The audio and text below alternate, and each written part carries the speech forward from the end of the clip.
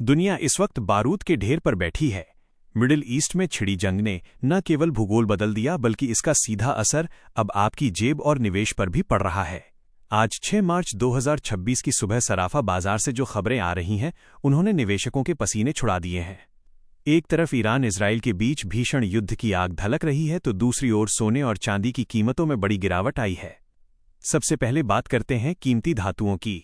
पिछले कई दिनों से सोने की कीमतों में जो उछाल देखा जा रहा था उस पर अब प्रॉफिट बुकिंग यानी मुनाफा वसूली का ग्रहण लग गया है।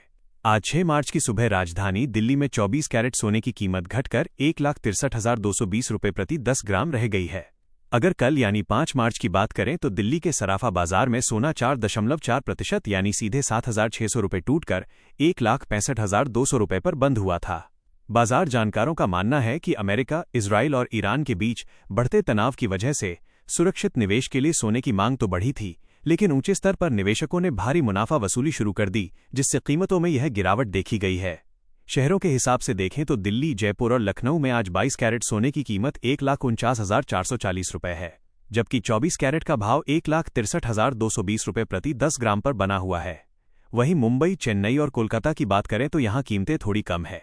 22 कैरेट यहां 1,49,290 रुपये और 24 कैरेट 1,62,870 रुपये पर ट्रेड कर रहा है। अहमदाबाद और भोपाल में भी गिरावट है। यहां 24 कैरेट सोना 1,62,920 रुपये के स्तर पर पहुंच गया है। सिर्फ सोना ही नहीं, चांदी ने भी निवेशकों को बड़ा झटका दिया है। आज सुबह चांदी की कीमत 2,84,900 रुपये प्रति किलोग्राम के स्तर पर है। लेकिन कल का दिन चांदी के लिए ब्लैक थर्सडे जैसा रहा, जब दिल्ली के बाजार में चांदी की कीमत 27,700 रुपये या करीब 9.23% की भारी गिरावट के साथ 2,72,300 रुपये प्रति किलोग्राम पर आ गई। अंतर्राष्ट्रीय बाजार में भी हलचल तेज है, जहां चांदी का हाजिर भाव 84.11 प्रति अंश बना हुआ है। इस आर्थिक उथल पुथल की जड़ें सीधे युद्ध के मैदान से जुड़ी है।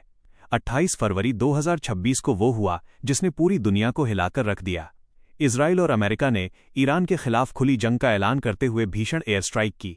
इस हमले के पहले ही दिन ईरान के सुप्रीम लीडर अयातुल्ला अली खामने की मौत की खबर सामने आई। जवाब में ईरान ने भी अपनी पूरी ताकत झोंक दी है। ईरान की ओर से इजराइल और मिडिल ईस्ट के कई देशों पर मिसाइल और ड्रोन से हमले जारी हैं। सुरक्षा विश्लेषकों का कहना है कि ये केवल 2 देशों की जंग नहीं बल्कि ग्लोबल इकोनॉमी के लिए एक बहुत बड़ा खतरा है। युद्ध और बाजार का ये संगम आने वाले दिनों में और भी अनिश्चितता पैदा कर सकता है। निवेशकों को सलाह दी जा रही है कि वो बाजार की हर छोटी बड़ी खबर पर नजर रखें।